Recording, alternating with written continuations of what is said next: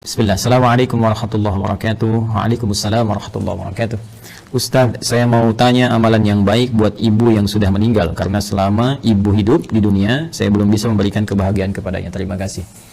Waalaikumsalam warahmatullahi wabarakatuh. Pertama, izinkan saya turut berdoa, mohon pada Allah Subhanahu wa taala semoga ibunda saudaraku akun Faisal Said diberikan rahmat oleh Allah Subhanahu wa taala, dilapangkan di alam kuburnya, diberikan cahaya oleh Allah Subhanahu wa taala, diterima amal-amal saleh beliau, dijadikan alam kuburnya bagian dari taman-taman surga yang dibentangkan oleh Allah, dan semoga kita semua dikumpulkan dalam kebaikan bersama beliau dan juga bersama Rasulullah sallallahu alaihi wasallam pada waktu yang telah Allah janjikan.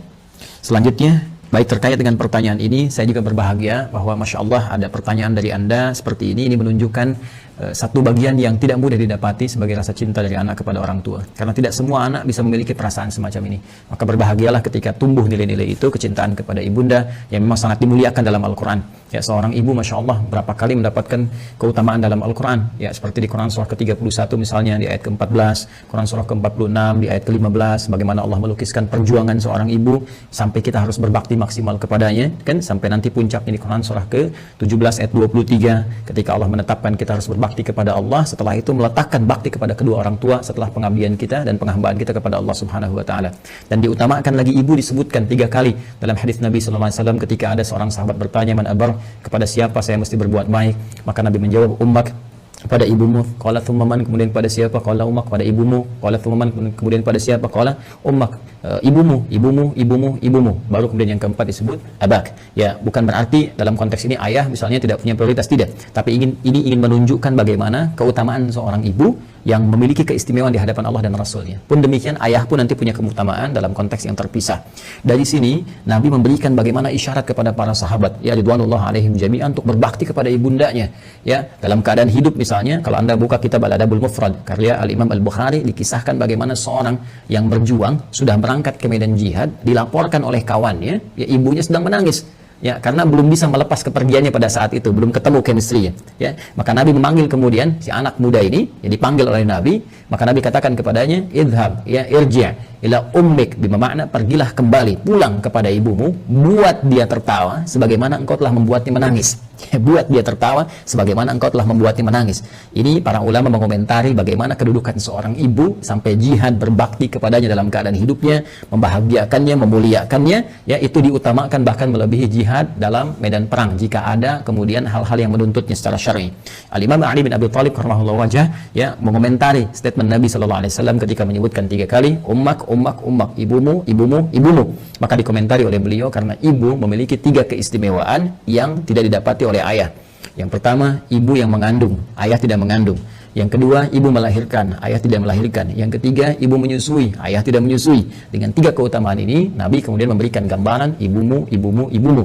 Ada komentar yang lain bahwa ketika orang ini bertanya, maka peluang terbaiknya untuk berbakti ada kepada ibunya. Sehingga Ibnu Abbas radhiyallahu taala anhuma ketika didatangi oleh seseorang di masa beliau menjadi mufti, ya, aku punya persoalan, aku punya maksiat yang cukup tinggi aku kerjakan, bagaimana cara bertobat kepada Allah Subhanahu wa taala? Ibnu Abbas kemudian berkata, "Apakah engkau masih punya ibu?"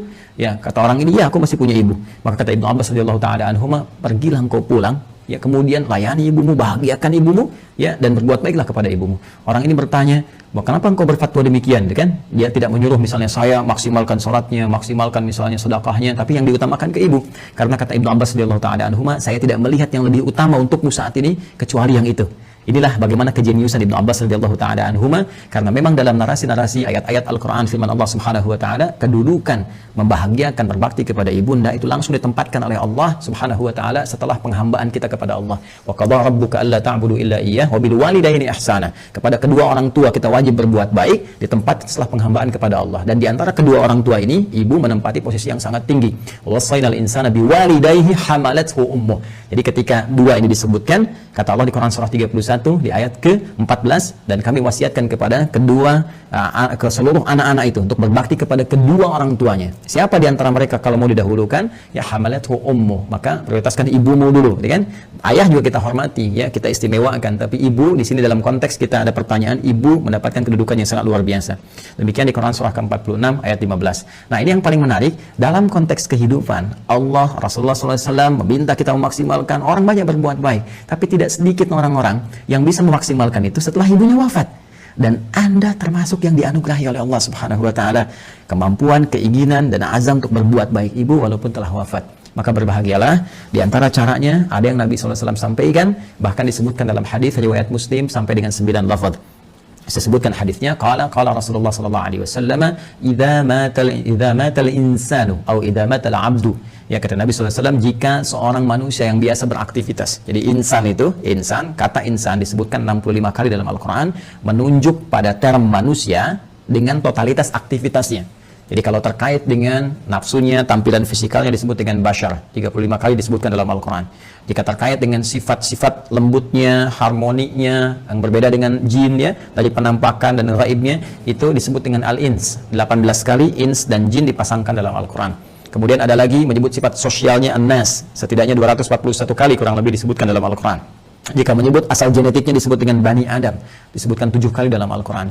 Nah, kalau disebutkan insan, al-insan 65 kali disebutkan dalam Al-Quran, itu menunjuk kepada totalitas aktivitas. Jadi saat mulai bangun tidur sampai tidur lagi. Nah, kata Nabi, idza matal insanu, jika manusia yang biasa beraktivitas dari mulai bangun tidur sampai tidur lagi, dari bangun sampai tidur lagi, kemudian meninggal, wafat. Ya, di kalimat pertama ini, pembuka hadis ini ingin memberikan kesan kepada kita bahwa mohon maaf sekali, sepadat-padat apapun kita beraktivitas, pada akhirnya meninggal juga. Pada akhirnya wafat juga. Karena itu pembuka hadis ini memberikan satu pengingat yang sangat penting kepada kita. Jangan lupa, awas, jangan lalai bahwa satu saat kita akan pulang kepada Allah.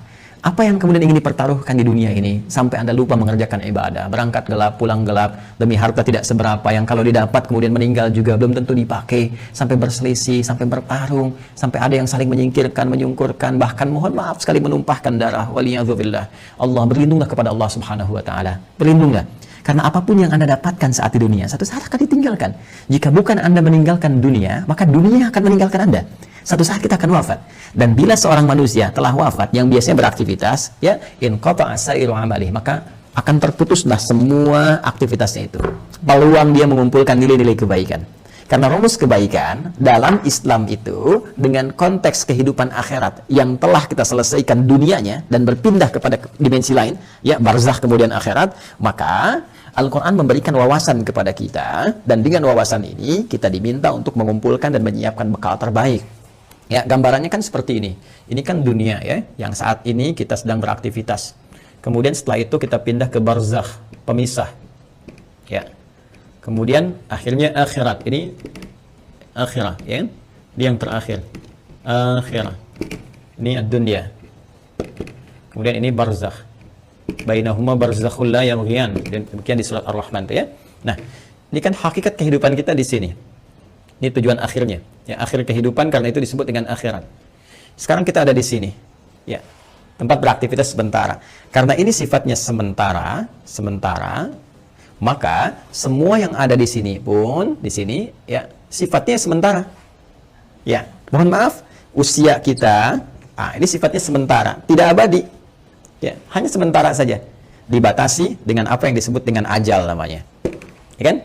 Jadi begitu ajalnya tiba, maka selesailah kemudian usia kita. Ini batasan ini contohnya misalnya di Quran disebutkan di surah ke-7 Al-A'raf di ayat 34. Walikulli ummatin ajal, dan setiap umat itu bukan 1-2 orang, semua umat yang pernah beraktivitas di bumi mereka memiliki batas usia. Fa idza jaa ajaluhum la yastakhiruna sa'atan wa la yastaqdimun. Jika telah tiba ajalnya, maka tidak akan pernah bisa dimajukan atau dimundurkan. Pada saat itu berhenti, selesai. Ya, berhenti dan selesai, akan didatangi oleh maut namanya. Ya, maut. Di Quran surah ketiga Ali Imran di ayat 185. Kullu nafsin dha'iqatul maut. Maka maut datang ya untuk sudah menerapkan perintah Allah Subhanahu wa taala sesuai dengan batas ajal ini dan mengambil kembali untuk memindahkan kepada dimensi berikutnya. Yang bertugas membawa maut ini nanti ada bahkan satu malaikatnya khusus, spesifik. Disebut dengan malakul maut ya di Quran surah ke-32 di ayat yang ke-11 ya, paling kanan agak ke bawah. Qul yatawaffakum malakul mautil ladzi wukkila bikum. Ya, katakan Muhammad SAW bahwa setiap yang hidup itu akan didatangi oleh malakul maut. Jadi ada malaikat khusus ya yang ditugasi untuk membawa maut. Maka kalau ini sudah tiba, maka selesai ajal. Nah, Maka yang biasanya kita ini beraktivitas, aktif, bekerja dengan segala yang kita dapatkan dalam kehidupan dunia. Mohon maaf, bidangnya mungkin beragam, ya. Ada yang di kesehatan, kedokteran, medis, ada yang insinyur, ada yang di militer, tentara, ada yang Polri misalnya, ada yang di politisi, ya, di politik jadi politisi misalnya, ada yang di pemerintahan, birokrat, ada yang ustadz mengajar, dosen, guru dan sebagainya. Pada akhirnya sepanjang semua bernama makhluk, ya, dan spesifik manusia, pada akhirnya semua kegiatan itu akan tuntas selesai. Ya, semua manusia yang beraktivitas tadi disebut dengan insan, al-insan. Ya, ada surah ke-76 dalam Al-Qur'an, al-insan. Ya, kata Nabi, idza matal insan, jika semua manusia yang beraktivitas ini sudah tiba nih, sudah tiba ajalnya. Ya, tiba maut. Ya, maut itu sifatnya, keadaannya. Mata itu kata kerjanya, mata yamutu mautan. Ya, mata yamutu mautan. Idza matal insan, jika tiba maut ini menjemput manusia, ya, sudah datang ajalnya, tiba maut dan menghentikan semua aktivitas yang pernah ia lakukan. Tadi saya katakan, semua pembuka di hadis ini kalimatnya singkat padat, cuma 2 kata, matal insan, tapi pesannya sangat dalam, memberikan kesan bahwa apapun yang kita banggakan pada hakikatnya akan selesai. Apapun yang kita tonjolkan dalam kehidupan pada hakikatnya akan selesai. Apakah harta benda yang kita tampilkan, apakah kedudukan yang kita tonjolkan dan sebagainya, semua akan tuntas selesai dengan tibanya maut. Ya, karena sifatnya kehidupan kita di dunia ini sementara, maka usia pun sementara, bekalnya pun sementara. Silakan Anda kumpulkan sampai banyak bermewah-mewah misalnya, mohon maaf, kendaraan banyak yang mewah, pakaian mewah, pada akhirnya meninggal nggak dibawa. Ya, alam kubur itu tempatnya hanya setempat seukuran jasad kita saja. Nggak ada seukuran rumah Anda, seukuran mobil Anda untuk memasukkan semua aset Anda. Tidak selesai, kawan. Karena itu sering-kali merenung, sering-sering merenung. Pada akhirnya, apa sih yang mau dicapai di kehidupan dunia ini? Kalau kita memang akan berpindah. Dan setiap tempat yang disinggahi, fitrahnya membutuhkan bekal. Ya, Anda saja di dunia, saya sering katakan, dalam konteks kehidupan dunia saja, misal, saat ini saya ada di Bekasi misalnya, ya kan? Saya akan pergi di satu provinsi yang sama, ya. Misalnya ke Bandung lah, sama-sama Jawa Barat misalnya. Atau ke tetangga ke Jakarta misalnya. Ya. Ini kita, ke Jakarta saja yang jaraknya tidak terlampau jauh, mesti punya bekal. Ke Bandung mesti punya bekal. Apatah kalau saya ingin ke Sumatera, kalau saya ingin ke Papua, atau saya ingin keluar Indonesia misalnya, pasti harus punya bekal. Mustahil berpindah tempat, ruang, dan waktu tanpa bekal memadai yang kita bawa. Itu mustahil. Ya. Nah, kalau dalam konteks keduniaan saja mesti punya bekal, maka bagaimana dengan dimensi yang berbeda? Dunianya kita tinggalkan. Ini kan kalau dari sini masih ke Malaysia, masih dunia. Kan? Ke Amerika masih dunia. Ini sekarang kita meninggalkan dunia. Bahkan pengumuman disampaikan telah meninggal dunia. Artinya meninggalkan dunia. Maka mutlak mesti punya bekal. Dan di dalam konteks keduniaan saja, bekalnya bisa beda. Saya pergi ke Arab. Di Arab mungkin kulturnya beda. Makanan pokoknya tidak sama. Maka bekal yang dibawa pun akan menyesuaikan dengan itu. Sekarang kalau dalam konteks kehidupan dunia saja, bekal di satu tempat bisa berbeda. Maka apalagi dengan dimensi yang berbeda. Mesti ada bekal untuk hadir ke sini. Ya. Di saat kita bawa ke sini, semua bekal dunia tanggal. Yang dunia ini hilang. Ya, karena beda tempat. Sekali lagi, apa yang kita bawa di sini, kita bawa rupiah dari sini. Apakah akan laku dibawa di Amerika? Ya, laku misalnya dibawa di Kanada, laku dibawa di Jerman dan sebagainya. Belum tentu. Belum tentu. Kita harus tukar dulu gitu kan? Atau barangkali belum berlaku misalnya dan seterusnya. Boleh jadi. Nah, sekarang kita akan pindah tempat, dimensi berbeda. Apa yang harus kita bawa? Apa yang harus kita siapkan di dunia ini? Ya, sehingga kita bisa bawa saat berpindah ke alam barzakh ini sebagai persiapan menuju akhirat. Ya. Maka tiada lain. Rumusnya lanjutkan hadisnya. In qata'a sa'iru amalih, maka terputus semua peluang amalnya. Ya, pertama amal. Nah, amal. Amal itu masih umum. Amalan itu masih umum. Semua perbuatan manusia yang akan dipertanggungjawabkan di hadapan Allah disebut dengan amal namanya. Ya, faman ya'mal mithqala dzarratin khairan yarah wa man ya'mal mithqala dzarratin syarran yarah. Ya, jadi semua perbuatan kita dari bangun tidur sampai dengan tidur lagi itu disebut dengan amal. Nah, ini kalau sudah meninggal, mata, datang maut, ya, terputus semua amal, aktivitas selesai. Ya. Nah, cuma diberikan kemudian gambaran kepada kita. Ada amal ini yang saat dikerjakan itu dicatatkan punya nilai. Yang nilai ini menjadi bekal yang akan dibawa ke dimensi selanjutnya, ke ruang selanjutnya setelah kita wafat. Singkatnya dibawa ke alam barzakh, bahkan sebagai bekal menuju akhirat. Dan ini bisa kita siapkan saat di dunia. Ya, apa nama amalnya? Ini yang disebut dengan amal saleh. Ya, jamaknya disebut dengan salihat. Amal saleh, jamaknya apa? Salihat. Ya, jadi amal ini ada yang netral, umum, ya kan? Nah, ini amal yang saat dikerjakan punya nilai untuk dibawa pulang menghadap Allah dan dibawa bekalnya ke tempat dimensi berbeda di barzakh sampai dengan ke akhirat, disebut dengan saleh. Jamaknya disebut apa? Salihat, ya. Singkatnya, setiap perbuatan yang dinilai sebagai ibadah oleh syariat. Ya, jadi setiap perbuatan kalau kita kerjakan diniatkan sebagai ibadah, maka itu namanya amal saleh. Jelas ya? Baik, jamaknya disebut dengan apa? Salihat. Ya, muncul Quran surah ke-103 misalnya Allah firmankan, ya, di surat Al-Asr, wal 'asr innal insana lafi khusr illa alladziina amanu wa 'amilus shalihat. Nih, ya, wal 'asr, demi waktu, momentum, ya, yang Allah berikan kepada setiap manusia untuk beraktivitas. Nih, dikasih kesempatan dari pagi kan, bahkan dari bangun tidur sampai tidur lagi silakan beraktivitas. Tapi kalau aktivitasnya cuma mengejar dunia saja, kata Al-Quran berpotensi rugi. Karena saat dia meninggalkan dunia, fakir, dia nggak punya bekal. Ya, ada di antara mereka yang cerdas. Mereka beraktivitas, mengerjakan dunia. Bahkan kaya dalam kehidupan dunianya. Kaya, mobil punya, kendaraan cukup baik, di rumah baik juga, Masya Allah. Tapi yang paling menarik, mereka juga punya persiapan-persiapan akhiratnya. Apa itu? Illal ladzina amanu wa 'amilus shalihat. Ya, kecuali orang-orang yang cerdas, mereka beriman, yakin di antara keimanan mereka, selain iman kepada Allah, iman kepada Rasulullah, mereka pun yakin, iman tanpa ragu, ada kehidupan setelah wafat. Ya, makanya rukun iman kan ada 6. Ya, rukun iman yang kelima kan apa? Iman pada hari akhir. Hari akhir itu implementasinya, yakin kita akan meninggal, yakin akan dihisab. Karena kita yakin kita punya iman, kita siapkan. Itu cara memahaminya. Karena itu orang cerdas menyiapkan setelah wafatnya ada kehidupan. Anda yakin nggak? Kalau Anda nggak beriman, nggak usah komen. Tapi kalau Anda yakin Anda beriman, Anda siapkan. Keyakinan kita memberikan dorongan kepada kita untuk menyiapkan bekal setelah kita wafat. Apa yang mau kita siapkan? Allah saking rahmannya memberikan bocoran kepada kita, bimbingan kepada kita. Nih, siapkan bekal ini. Ini bekal yang cuma satu-satunya dibawa saat kita wafat. Apa itu? Wa 'amilus shalihat. Ini dia. Amal-amal saleh. Maka jadikan setiap bekal kegiatan kita itu menjadi amal saleh. Caranya bagaimana? Niatkan karena Allah Subhanahu wa taala. Ya, niatkan karena Allah lillah, bekerja karena Allah, merawat anak karena Allah, di rumah tangga karena Allah. Bahkan nanti implementasinya Nabi SAW memberikan panduan dengan doa langsung. Makanya saya sering katakan dalam Islam semua aktivitas itu punya doanya. Bangun tidur ada doanya, sampai mau tidur lagi ada doanya. Semua aktivitas kita. Tatkala kita pun belum memahami, sertakan kalimat Bismillahirrahmanirrahim. Kullu amrin dzibarin la yubda'u fihi Bismillahirrahmanirrahim fahuwa abtar au a'ta'. Setiap perbuatan baik yang tidak disertakan Bismillahirrahmanirrahim, karena Allah, Bismillah, saya kerjakan ini karena Allah. Ya, kalau Anda tidak sertakan itu, tidak niatkan karena Allah, fahuwa abtar au aqta, maka terputuslah peluang bekal akhiratnya.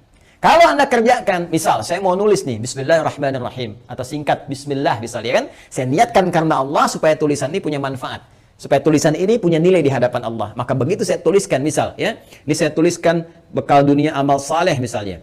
Saya tuliskan karena Allah, lillah, supaya kita bisa pahami ini semua. Maka pekerjaan amal saleh ini, amilus shalihat, ketika kita niatkan karena Allah, diberikan nilai oleh Allah. Nilai itulah yang disebut dengan hasanah namanya. Hasanah. Hasanah. Ini dia. Hasanah. Nah, berapa nilainya? Berapa poinnya? Disampaikan dalam Quran surah ke-6 Al-An'am di ayat 160. Man jaa'a bil hasanati falahu asyru amthaliha. Siapa yang mengerjakan kebaikan diniatkan sebagai ibadah karena Allah menjadi amal saleh, maka dia punya poin hasanah. Setiap satu kebaikannya dicatatkan langsung 10 nilainya. Ini nilai terendahnya 10. Ya 10. 10 itu hitungannya bukan 1, 2, 3, 4 tidak. Dalam pandangan Allah berbeda cara menghitungnya. Di hadis Muslim datang ke masjid saja, dia kan baru datang untuk niat ibadah dapat 25, satu kedua 500 tahun, dua ketiga 500 tahun, demikian seterusnya. Dan ini poin yang paling kecilnya. Nanti ada kalau infak bisa berapa, gitu kan? Nanti ada kalau baca Al-Quran bisa berapa, lebih banyak lagi. Nah, itu yang disebut dengan hasanah. Karena itu sering kita berdoa di Quran surah kedua Al-Baqarah di ayat ke-201. Wa minhum may yaqulu rabbana atina fid dunya hasanah wa fil akhirati hasanah wa qina adzabannar. Dan di antara mereka banyak yang berdoa kepada Allah, ya Allah, mohon bimbing kami untuk mengerjakan semua kegiatan dunia punya nilai akhiratnya hasanah. Dan di akhirat bisa dilihat hasanah itu ya Allah, sehingga mengantarkan kami pada rahmat-Mu dan memasukkan dengan rahmat itu ke dalam surga-Mu. Ya, berjumpa dengan Rasulullah SAW. Amin. Kan? Nah, kalau seorang meninggal terputus semua peluang ini. Ya, jadi nggak bisa mengerjakan hasanah lagi. Tapi ada rahasia. Kata Nabi, ada 3 amalan yang kalau dikerjakan, Masya Allah, ini yang sudah meninggal nggak bisa mengerjakan lagi, tapi hasanahnya tetap mengalir, pahalanya tetap mengalir, ngalir. Dan di antara yang tiga itu Nabi menyebutkan. Perhatikan kalimatnya, "Idza matal insanu aw idza matal 'abdu in qata'a sa'iru 'amali illa min thalath." Ya, atau illa min thalathatin. Satu, shadaqatin jariyah. Sedekah jariyah. Ya. Nah, ini kalau kita gali lagi, ini lebih panjang lagi nih. Ya, mohon bersabar ya teman-teman sekalian. Ya, sedekah itu adalah setiap kebaikan yang mampu kita kerjakan. Kullu ma'rufin sedekah. Semua jenis kebaikan yang mampu kita kerjakan. Nah, sedekah dibagi pada dua bagian. Bagian yang pertama yang tidak mengalirkan pahala abadi untuk kita, maksudnya kalau kita wafat selesai. Yang kedua, kalaupun kita wafat, pahalanya tetap mengalir. Seperti apa yang dimaksudkan dua keterangan ini dan bagaimana saudara kita ya Faisal, semoga Allah rahmati beliau dan ibundanya serta keluarga besarnya bisa memaksimalkan ini untuk memberikan yang terbaik pada ibundanya. Nanti kita lihat setelah menunaikan salat Isya berjamaah. Mohon izin kembali kita lanjutkan bahasan kita bahwa pertama dari akun Faisal Said tadi menanyakan sebelum Isya, beliau berkenan menginginkan adanya satu amalan yang bisa dipersembahkan untuk ibundanya yang telah wafat dan ingin membahagiakan beliau dalam keadaan saat ini. Bagaimana, apakah ada bimbingan dalam Al-Quran ataupun hadis-hadis Nabi SAW? Tadi telah kita buka, telah kita sampaikan dengan begitu mendetil bahwa Al-Quran memberikan peluang terbaik bagi seorang anak ataupun anak-anak yang ingin berbakti kepada kedua orang tua, khususnya ibundanya tercinta. Baik itu saat masih ada bersama beliau ataupun juga telah meninggalkan bagian dari keluarganya. Di antara amalan-amalan itu, Nabi SAW memberikan gambaran kepada kita dalam salah satu sabdanya, dan bahkan disebutkan tadi saya katakan hampir 9 lafaz dalam Imam Muslim.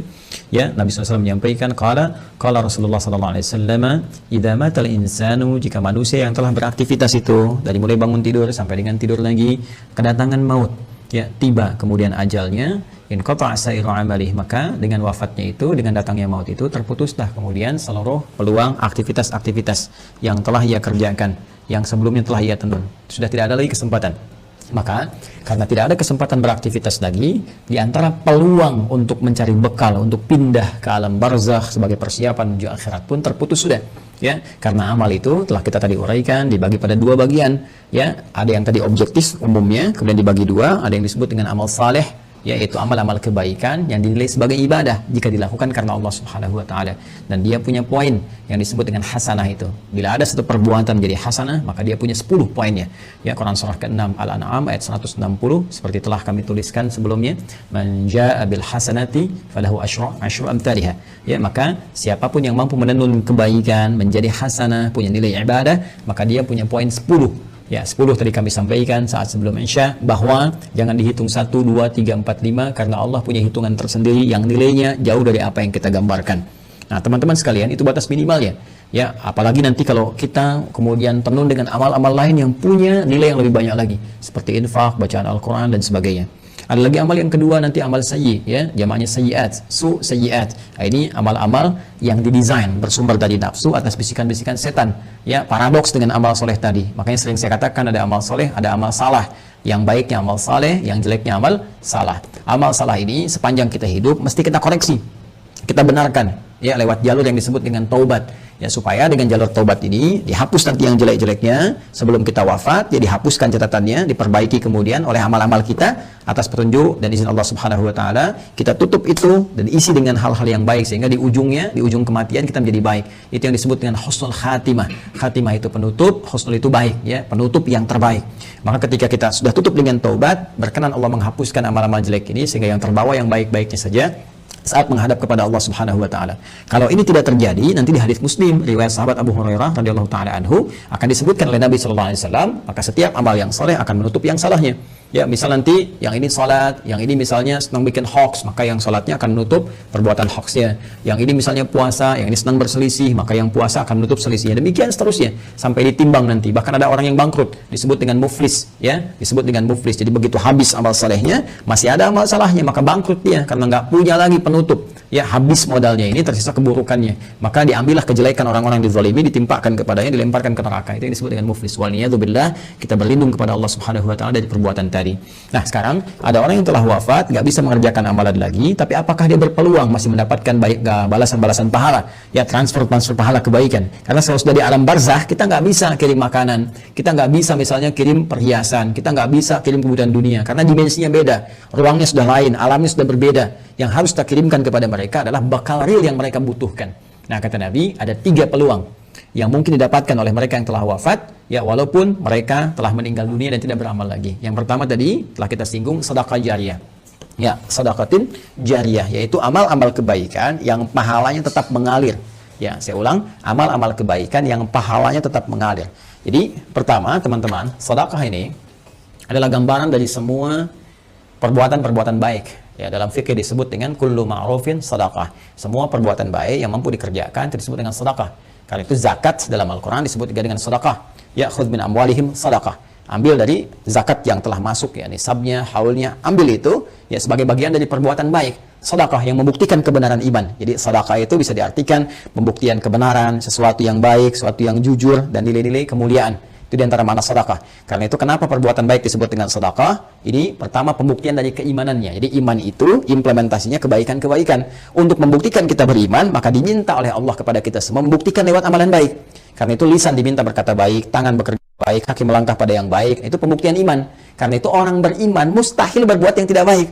Karena itu kata Nabi, la yasikul mu'min, indama yasik fahuwa mu'min. Mustahil orang beriman itu korupsi, orang beriman itu mencuri. Ketika mencuri ada iman dalam dirinya. Maksudnya Nabi mempertanyakan, imannya kemana sampai bisa mencuri? Imannya kemana sampai bisa berbuat maksiat, kan? Jadi iman itu akan mendorong kita berbuat baik. Karena itu semua perbuatan baik disebut dengan apa? Sedekah. Nah, perbuatan baik yang disebut dengan sedekah ini dibagi dua bagian. Ya, dibagi dua bagian. Ada yang disebut dengan sedekah tsabitah. Ya, saya hapus dulu ini. Sedekah tsabitah. Ya, sedekatun, sedekah. Ada yang disebut dengan tsabitah. Ya, tsabitah itu sudah yang tetap berhenti gitu kan? Atau waqifah, berhenti sampai di situ. Ya, berhenti saja sampai di kehidupan dunianya. Maksudnya apa? Saat dia beramal di dunia, saat hidup dituliskan pahalanya. Tapi ketika wafat selesai. Waqifah, tsabitah, berhenti sampai di situ saja. Dalam konteks kehidupan dunia saja. Saat dia beramal. Jadi saat dia hidup di dunia, kemudian misalnya dia salat nih. Ya, si A misalnya salat. Kemudian dia ketika menunaikan salat kan dituliskan pahalanya. Ya, ketika ikhlas tunaikan tuliskan pahala. Misalnya dapat pahala sekian kan. Nah, ketika dia meninggal dunia, wafat ini sudah karena nggak bisa salat lagi, nggak ada lagi catatan amal pahala mengalir. Ya, sudah selesai sampai di situ. Selesai, terhisab sampai di situ. Karena selesai, tetap di situ disebut dengan tsabitah atau waqifah, berhenti sampai di situ. Ya. Nah, ada yang menarik nih. Orangnya sudah meninggal, sudah nggak di dunia lagi. Ya, sudah berpindah ke dimensi lain, dia pindah ke barzakh, alam pemisah. Ya, disebut dengan alam kubur. Terpisah dia dengan dunia tapi belum sampai ke akhirat. Ya, alam pemisah antara dunia dengan akhirat disebut dengan barzakh. Ya. Baik, ketika berpindah kepada barzakh ini nggak ada peluang amal lagi. Tapi yang menarik, walaupun dia nggak mengerjakan amalannya, pahalanya tetap mengalir. Nah, mengalir dalam bahasa Arab disebut dengan jara yajri, jariyan wa jariyatan. Ya, maka karena ini sifatnya ada muannats disebut dengan jariyah. Jariyah. Ya. Baik, ini apa namanya? Sifat dan mausuf ya, disifati sedekah. Ya, ada sedekah, perbuatan-perbuatan baik jariyah yang pahalanya terus ngalir, ngalir sampai kehidupan berakhir. Ya, sampai hari perhitungan tiba, kiamat terjadi, ya, perhitungan pahala, baru kemudian di situ hitungan dikumpulkan keseluruhan disebut dengan hisab. Ya, disebut dengan apa? Hisab. Jadi sepanjang kiamatnya belum terjadi, kemudian belum terputus kehidupan dunia keseluruhannya, maka terus saja ngalir di pahalanya, ngalir, kumpul, masya Allah, walaupun orangnya telah meninggal dunia. Nah, ini sedekah jariyah ini punya dua sumber. Ya, untuk mempercepat, punya dua sumber. Sumber pertama adalah kebiasaan amal soleh yang dikerjakan oleh orang yang meninggal tadi sebelum dia wafat. Jadi sebelum dia wafat, dia punya kebiasaan beramal. Ya, yang amalan ini setelah dia wafat pun masih ada tuh. Ya, merambat peluang amalannya sehingga pahalanya terus mengalir kepada yang bersangkutan. Apa di antara contohnya misalnya? Contoh misalnya yang bersangkutan sebelum meninggal dunia pernah misalnya menyumbang untuk kepentingan di masjid. Masya Allah misalnya sedang ada perbaikan masjid, kan? Lalu disumbangkanlah untuk bikin keran wudhu misalnya. Masya Allah, walaupun orang yang meninggal, keran wudhunya masih ada, dipakai orang. Setiap dipakai, mengalir, pahala terus mengalir. Sepanjang itu ada. Karpet masjid misalnya kan, disumbangkan, dipakai terus, walaupun orang yang meninggal, tetap pahalanya mengalir. Ngalir. Masya Allah. Pesantren, pembangunan, tadi ada beberapa informasi yang saya sampaikan terkait update, nanti di akhir saya tegaskan kembali. Ya, Masya Allah misalnya bikin pesantren untuk ahli Al-Quran, bahkan misalnya ada mushafnya, ya kan kita buka juga tuh wakaf untuk mushafnya, untuk perangkat hafalan. Itu Masya Allah, setiap yang menghafal dapat pahalanya. Makanya saya sering katakan kalau beramal kita mesti cerdas. Dengan modal sekecil-kecilnya dapat keuntungan sebanyak-banyaknya. Ya, contoh misalnya, kita punya uang 50.000 nih. Kita bisa punya banyak pilihan untuk beramal saleh. Tapi kalau kita bisa gunakan 50.000 misalnya untuk sedekah jariyah. Saya punya pos uang, misalnya 50.000 nih. Saya pengen jadi pahala di hadapan Allah. Mana yang akan saya gunakan? Maka Anda bisa melihat dengan bijak. Anda mau pilih mana yang thabitah, waqifah, berhenti sampai di situ.